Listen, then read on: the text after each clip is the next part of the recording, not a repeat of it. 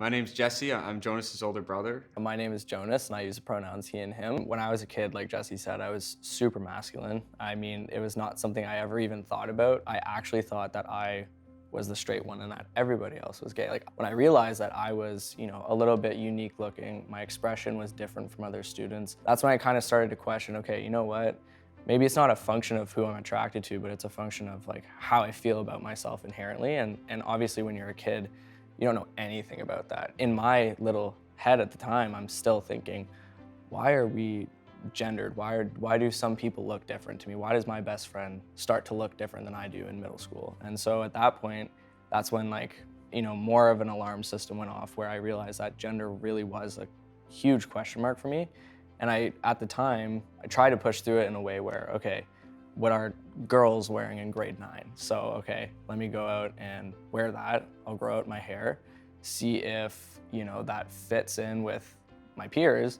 Even though I wasn't hanging out with many girls at the time, I tried to conform because that is what was comfortable at the high school that we both went to. I realized that in trying so hard, I stuck out even more. Around the time that I was confused about gender was when, our mom was in treatment, our younger sister was really young, Jesse was at university, and we were raised in a single parent house, so a lot of the support was coming from my mom.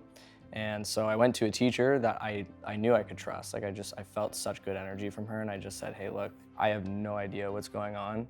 I feel like I'm at war with myself, and I have no idea why that is. And the next week, there were 2 speakers standing in front of us when we had class, and one of which was a two-spirit identifying person, and the other was a trans man. After that process, like seeing the workshop, knowing that there was such a thing, that you can actually medically go through such a process that makes you feel so authentic to you. And I remember just having the most light bulb moment that you could possibly have. That's kind of when things started to connect for me. And then shortly thereafter, I started taking testosterone, I had top surgery, and I started speaking with Get Real, and that's when I think things started, again, just aligning in the best possible way.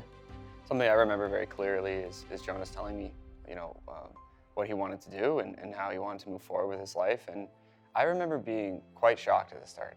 I think we've been candid about that before, and I think that's okay. It's what you do after that. So, being a cis white male, I didn't really understand it. It wasn't something that I'd seen commonplace in my life. I was just fortunate enough to be studying a lot of history at the time, and I learned all about different cultures, and that, maybe not in the West, but certainly in other places in the world, this is commonplace. And so, the more I learned about it, the more I understood a little bit more. And I realized that, not too many people have that chance. And so I think the motivation for that was really understanding that for trans youth, they really need support. And although that's not my background, it's important to be an ally for that and to really, really help someone who needs it, especially as an older brother. I knew that kind of lesson would follow suit with them. I knew it was something that they knew about already. It wasn't something new, especially for our mom too. So she's part of the community herself, so she did lots of research when I was a kid. So knowing that made it that much easier, and especially Jesse, even just talking to me about some of the courses that he was taking made me feel comfortable opening up to him. And so from that process on, even though he didn't realize it, he was educating himself without even my asking or telling, and that was, I guess that's what made it most comfortable for me to be like, hey, the stuff that we talk about when it comes to university stuff is kind of what I experienced. So that's when I felt like, you know what, this might be my moment.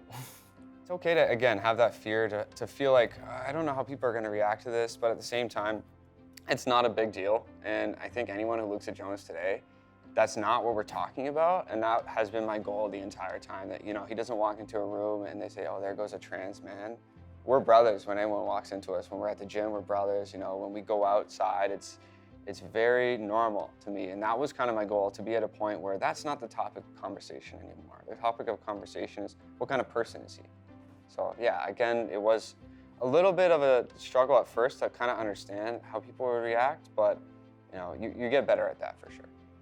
I didn't want anyone to think that I was changing. I didn't want anyone to think that there would be fundamental parts of me that were going to be different. Maybe they were temporarily different because everybody, who starts transitioning knows that HRT can be a little bit tumultuous at times, but I just wanted everything to be as uniform as possible. I didn't want them to think anything changed. So at the end of the day, I think I think the outside of me changed, but I think the inside has always been the same with my brother. When you have a family member that transitions and it does that, you almost mourn the loss of that person as you knew them. And I think that's something that a lot of people don't talk about.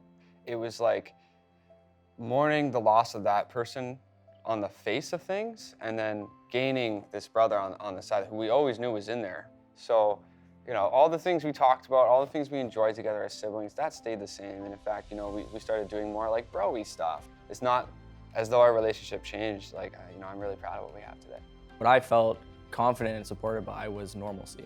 Not necessarily having to talk about trans mental health all the time, not necessarily having to talk about my specific transition all the time.